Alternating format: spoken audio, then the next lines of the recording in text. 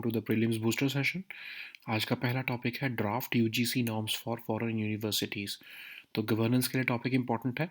तो यूजीसी ने जो है ड्राफ्ट नॉर्म्स निकाले हैं कि कैसे फॉरेन यूनिवर्सिटीज़ या और एजुकेशनल इंस्टीट्यूशंस इंडिया में अपने कैंपस जो है वो सेटअप कर सकते हैं, और उनको जो है ऑटोनॉमी भी अलाउ की है अपनी डिसीजन मेकिंग में। तो ये नॉर्म्स कह रहे हैं कि जो टॉप 500 ग्लोबल रैंकिंग की यूनिवर्सिटीज़ हैं या फिर फॉरेन एजुकेशनल इंस्टीट्यूशंस हैं, वो इंडिया में यूजीसी को अप्लाई कर सकते हैं अगर वो इंडिया में अपना कैंपस सेटअप करना चाहते हैं। तो उनकी एप्लीकेशन को यूजीसी द्वारा अपॉइंटेड एक स्टैंडिंग कमेटी जो है वो कंसिडर करेगी। विद इन 45 डेज यूजीसी उनको इन प्रिंसिपल अप्रूवल ग्रांट कर सकता है, और इनिशियल जो अप्रूवल होगा वो सिर्फ 10 साल के लिए वैलिड होगा। उसको बार बार जो है एक्सटेंड करवाया जा सकता है। उन्होंने कहा है कि रीज़नेबल फ़ी होनी चाहिए, लेकिन उनको ऑफ कोर्स फॉरेन यूनिवर्सिटीज़ को ऑटोनॉमी होगी कि वो कैसे अपना एडमिशन प्रोसेस रखना चाहते हैं, कितनी फ़ीस रखना चाहते हैं, क्राइटेरिया क्या रखना चाहते हैं, और लेकिन फ़ीस जो है वो रीज़नेबल होनी चाहिए। मोड ऑफ़ टीचिंग जो है स्ट्रिक्टली जो है वो आपको कहा है कि ऑनलाइन नहीं पढ़ा सकते वो, और उनको ओपन डिस्टेंस लर्निंग मोड्स भी जो है वो नहीं रख सकते। वरना क्या होगा कि नाम की यहाँ पर यूनिवर्सिटीज़ खुल जाएंगी और वो अपने ही एक्चुअल कंट्री ऑफ ओरिजिन के कैंपस से जो है ऑनलाइन टीचिंग दे रहे होंगे। इसलिए जो है फॉरेन यूनिवर्सिटीज़ को कहा है कि आपको अपने इसी इंडिया में ही जो है आकर कैंपस एस्टेब्लिश करना होगा, और जो फैकल्टी है वो आप इंडिया से और अब्रॉड से दोनों से रख सकते हो, और जो क्वालिफ़िकेशन वो देंगे इंडिया में वो सेम होनी चाहिए, उसकी वैल्यू सेम होनी चाहिए जितनी जो जिसकी वैल्यू उनकी एक्चुअल कंट्री ऑफ ओरिजिन में जो वो क्वालिफ़िकेशन देते हैं। फिर जो है पैसा जो है उनको अलाउ किया जाएगा कि वो अपने पेरेंट कैंपसेस में भी रिपैट्रिएट कर सकते हैं, लेकिन ऑफ कोर्स वही फेमा के रूल्स लगेंगे जो भी मनी ट्रांसफ़र पर लगते हैं। तो यूजीसी के बारे में भी देख लेते हैं। सार्जेंट रिपोर्ट थी, उसके बेसिस पर जो है सबसे पहली बार एक अटेम्प्ट किया गया 1944 में हायर एजुकेशन को जो है वो एक कह लिए एक नेशनल सिस्टम लाने के लिए। तो यूनिवर्सिटी ग्रांट्स कमेटी बनाई गई सबसे पहली बार 1945 में, पर वो सिर्फ 3 सेंट्रल यूनिवर्सिटीज़ को देखती थी, अलीगढ़, बनारस और दिल्ली को। फिर उसके बाद जब देश आज़ाद हुआ तो यूनिवर्सिटी एजुकेशन कमीशन बनाया गया under the chairpersonship of doctor S Radhakrishnan ji. फिर उसी के ही बेसिस पर जो है उन्होंने प्रपोज़ल दिया कि यूनिवर्सिटी ग्रांट्स कमीशन जैसा यूके में है वैसे इंडिया में भी होना चाहिए, फुल टाइम चेयरपर्सन और अदर मेंबर्स होने चाहिए। तो 1953 में मौलाना अबुल कलाम आज़ाद जी जो है उन्होंने यूजीसी को फॉर्मली इनॉग्रेट किया। 1956 में इसको एक स्टेचुटरी बॉडी बना दिया गया और इसको डिपार्टमेंट ऑफ हायर एजुकेशन के अंडर डाल दिया गया है। अब प्रपोजल ये है कि गवर्नमेंट इसको यूजीसी को रिप्लेस करके higher education commission of India से रिप्लेस करने वाली है। नेक्स्ट हम टॉपिक देखते हैं वाटर विजन एट 2047। ये भी आपके गवर्नेंस के लिए इंपॉर्टेंट है। तो ओपनिंग सेशन को जो है एड्रेस करते हुए प्राइम मिनिस्टर मोदी ने बोला है all India annual state ministers conference की कि वाटर क्योंकि ये स्टेट सब्जेक्ट है लार्जली, तो एक सब्जेक्ट ऑफ कोलैबोरेशन, कोऑर्डिनेशन और कोऑपरेशन होना चाहिए बिटवीन स्टेट्स।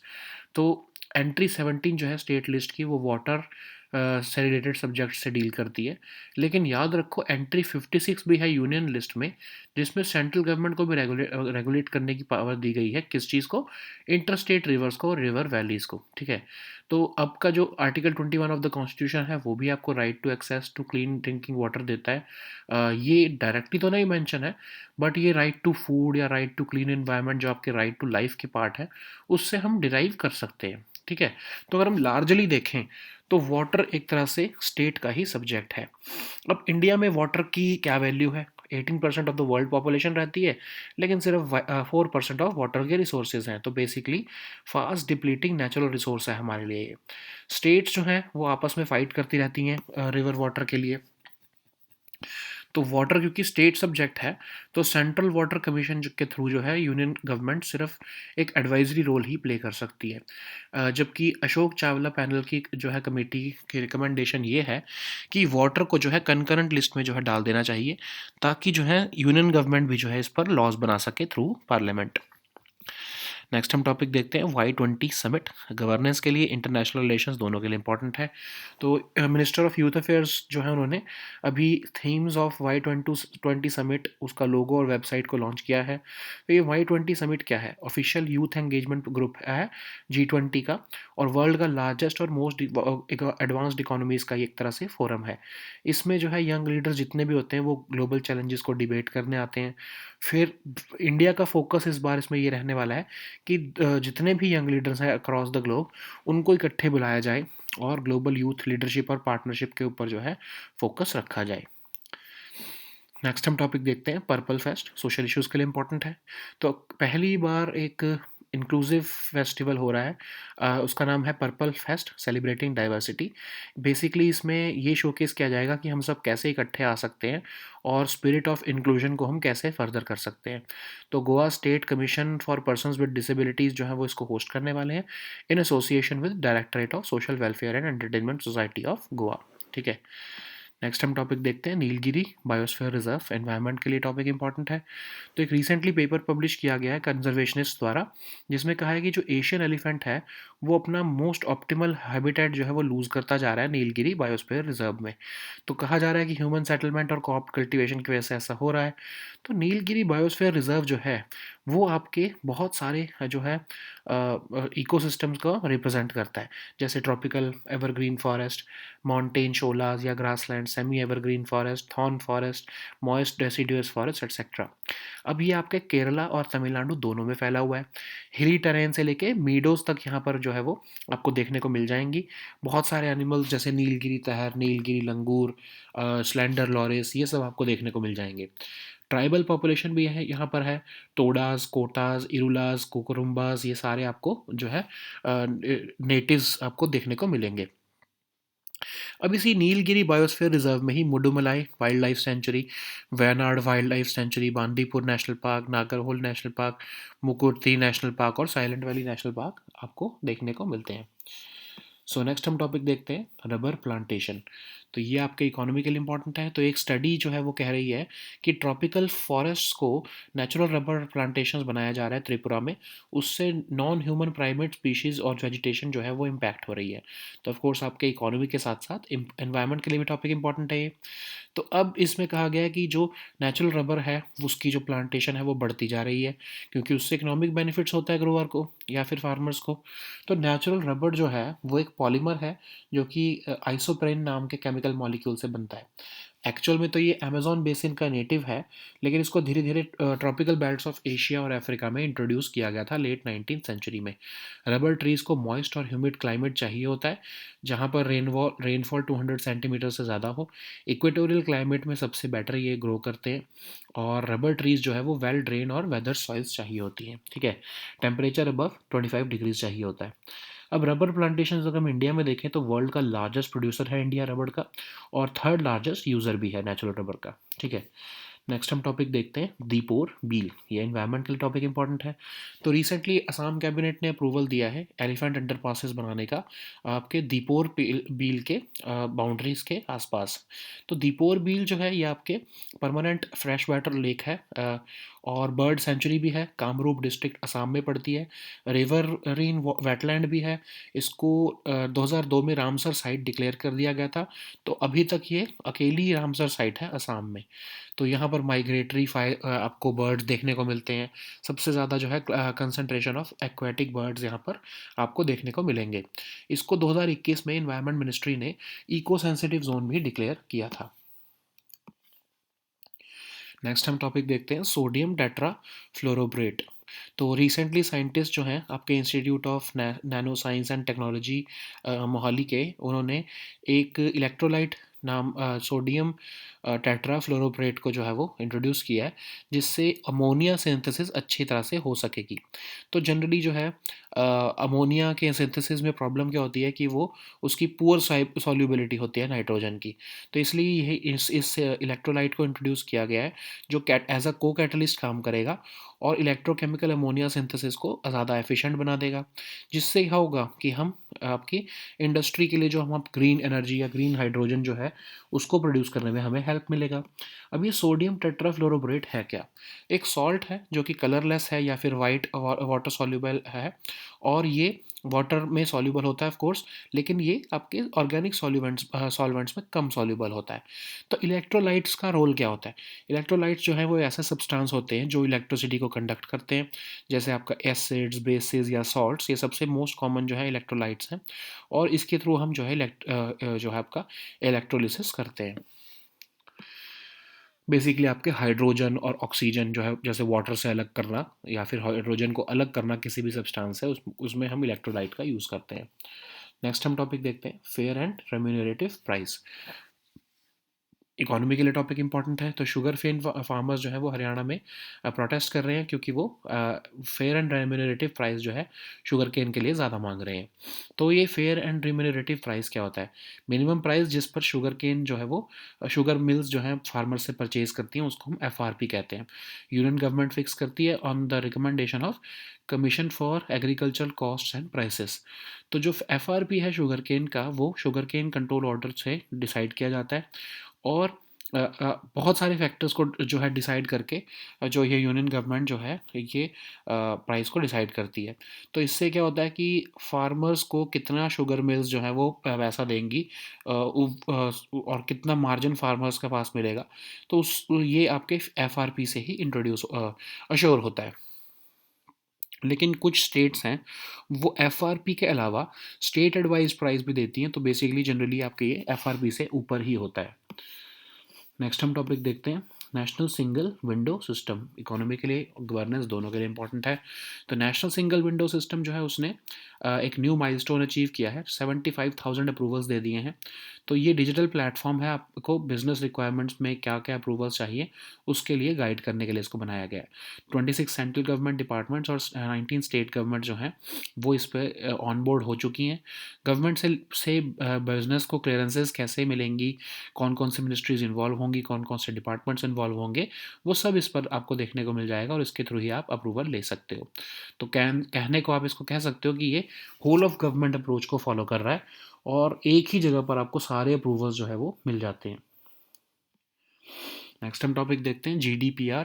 तो ये आपके इंटरनेशनल रिलेशंस के लिए इंपॉर्टेंट है। तो फेसबुक की पेरेंट कंपनी मेटा को जो है $390 मिलियन का फाइन लगाया गया है यूरोपियन यूनियन की मेन प्रिवेसी वॉचडॉग द्वारा, क्योंकि उनको कहा जा रहा है कि उन्होंने EU के new data and privacy law GDPR को वायलेट किया है, जनरल डेटा प्रोटेक्शन रेगुलेशन को। तो ये जनरल डेटा प्रोटेक्शन रेगुलेशन है क्या? तो एक लीगल फ्रेमवर्क है जो कि गाइडलाइन सेट कर रहा है कि पर्सनल इन्फॉर्मेशन EU से आप कैसे कलेक्ट कर सकते हो, EU की सिटीजन्स की। तो ये ऑर्गेनाइजेशंस के ऊपर ऑब्लिगेशन लगाता है, जो चाहे कहीं भी काम कर रही हो, कि उनको पर्सनल डेटा को जो है किस तरह से जो है प्रोसेस करना है, कलेक्ट करना है। तो कंपनीज़ को कंज्यूमर्स को मिसलीड करना मुश्किल बना देता है ये। तो GDPR की कंप्लायंस जो है उसके लिए पर्सनल डेटा की जो है स्ट्रिक्ट कंडीशंस लगाई गई हैं पर्सनल डेटा को कलेक्ट करने में या प्रोसेस करने में या मैनेज करने के लिए। और बेसिकली जो डेटा ओनर्स हैं उनको राइट देता है ये, उनके राइट को रिस्पेक्ट करने के लिए ये लॉ बनाया गया है, ताकि उनके जो डेटा है, पर्सनल डेटा है, उसका मिसयूज़ ना किया जा सके। ठीक है। So now let us see all these topics in English. So the first topic is draft UGC norms for foreign universities. So this topic is important for your governance section. So University Grants Commission has recently laid out draft norms for facilitating foreign campuses or foreign universities to set up campuses in India. So they will also be given autonomy in decision making. So what are these draft norms which have been announced by the UGC? So these foreign universities must have a rank among the top 500 global foreign educational institutions, and they can then apply to UGC for establishing a campus in India. The application would be considered by a standing committee which would be appointed by the UGC, and after within rather 45 days the UGC may grant in principle approval to the foreign institution. The initial approval would be valid for 10 years, which can of course be extended later on. So they should have a reasonable fee structure in India, but they would be allowed to have their own admission process and criteria, and the autonomy to decide their own fee structure. The fee should rather be still be reasonable and transparent. They should also have autonomy to recruit faculty and staff from India and abroad. They cannot provide online courses and open distance learning courses in these campuses, and the qualifications which would be awarded to the students through these Indian campuses should have been equivalent to those awarded by these institutions in their country of origin, and the funds would be allowed to repatriate funds to their parent campuses subject to the FEMA provisions. So about the UGC, so you know that in 1944, the Sargent report was the first attempt to formulate a national system of education in India. So it recommended that a university grants committee should be university grants committee should be formed, and it was established in 1945 to oversee the working of three central universities of Aligarh, Banaras, and Delhi. So after independence, University Education Commission was established under the chairpersonship of Dr. Radhakrishnan, and it proposed that University Grants Commission along the lines of UGC of UK should be established with a full-time chairperson and other members. So in 1953, Maulana Abul Kalam Azad ji did so, and it was this UGC was made a statutory body in 1956 through an act. So it functions under the Department of Higher Education, and there is a proposal that it would be replaced by Higher Education Commission of India anytime soon. So the next topic is Water Vision 2047. This topic is important for your polity and governance section. So the Prime Minister has recently addressed the first All India Annual State Ministers Conference on water, and he has said that there is a responsibility of every state to make water a subject of collaboration, coordination, cooperation between states. So this was the first such summit or first such conference. So what is the status of water in Constitution of India? So entry 17 of the state list deals with water and related issues, but there is entry 56 of union list, which allows the central government to regulate and develop interstate rivers and river valleys. But you know that in Article 21 of the Constitution, we can say that we have a constitutional right to access clean drinking water. It can be derived from certain rights like right to food, right to clean environment, etc., which are under the broader heading of right to life. So states continue to fight over sharing of water river, but largely the water is a state subject, and the Union Ministry of Jal Shakti has only an advisory role through the Central Water Commission. Similar to uh, to address the issues, the Ashok Chawla panel has recommended that water should be put under the concurrent list of the Constitution so that even the Parliament of India can make laws on it. So the next topic is Y20 Summit. Minister of Youth Affairs and Sports Minister has recently launched the themes of Y20 Summit logo and website in New Delhi. So Y20 is basically the official youth engagement group of the G20 group, and it is a process which brings young leaders from across the globe and debate about global challenges. So India's focus would be to bring young leaders from across the globe and talk about global youth leadership and partnership. So the next topic is Purple Fest. This topic is important for your social issues. So first of its kind inclusive festival in India is being organized called the Purple Fest, celebrating diversity. The aim of this fest is to showcase how we can come together, and it is aimed at furthering the spirit of inclusion. So it is being hosted by the Goa State Commission for Persons with Disabilities in association with the Directorate of Social Welfare and Entertainment Society of India. Of Goa. So the next topic is Nilgiri Biosphere Reserve. This topic is important for your environment section.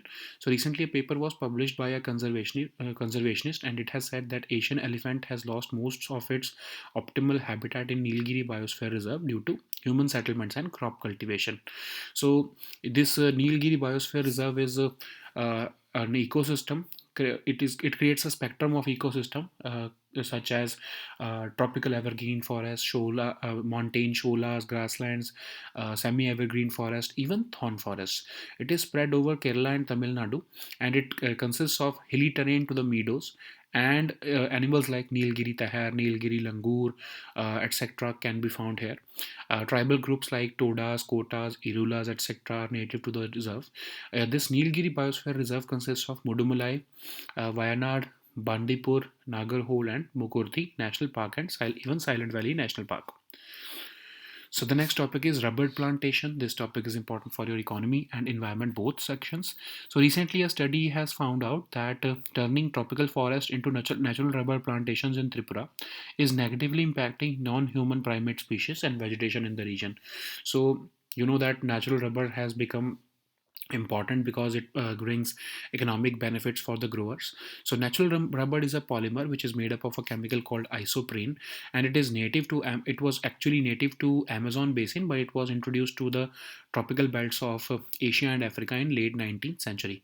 So rubber trees generally require most moist and humid climates with heavy rainfall of more than 200 centimeters. It grows well in equatorial climates and where temperatures are above 25 degrees Celsius.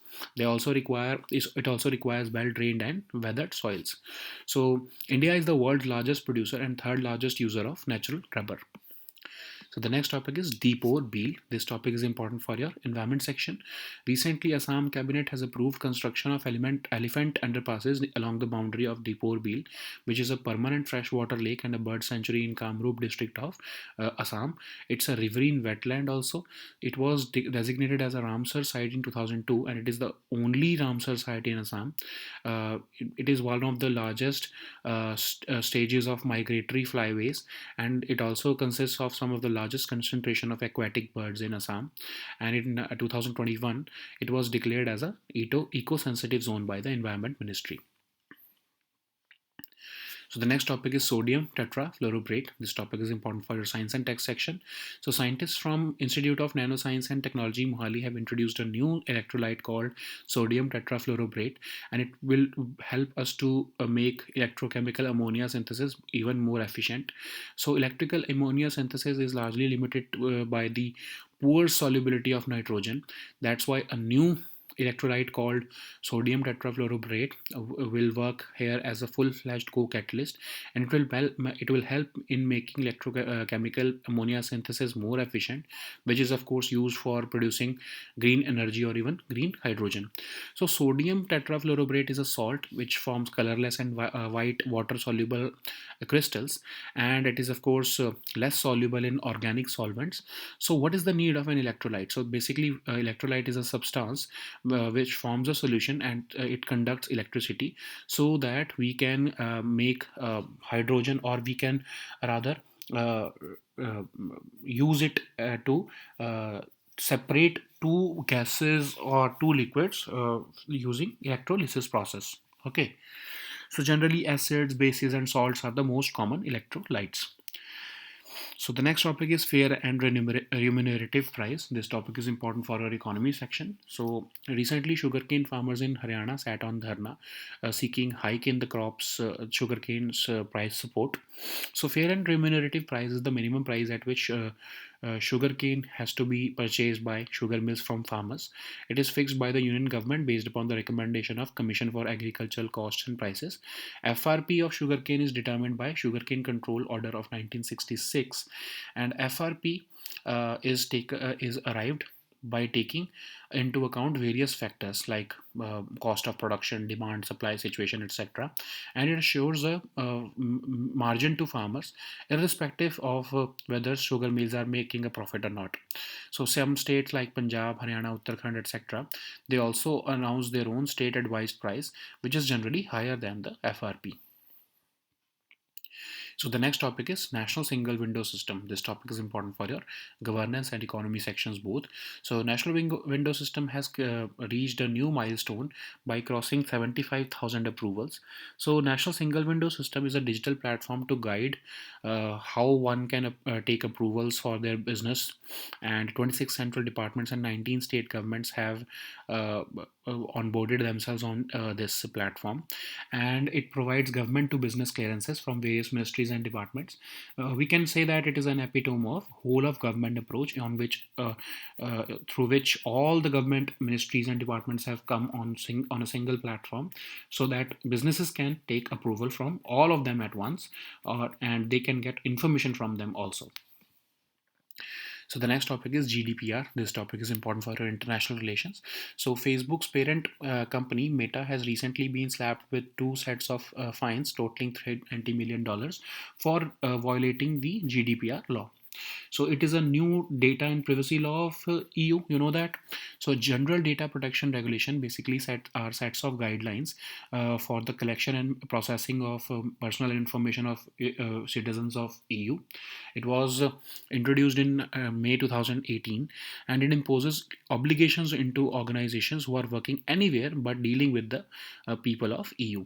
It gives consumers control over their personal data, and it makes difficult for the companies to mislead consumers. So under the terms of GDPR, not just the organizations have to ensure that personal data is gathered legally, but also under strict conditions. So basically, companies are required to respect the rights of data owners. Okay, so these topics are for today.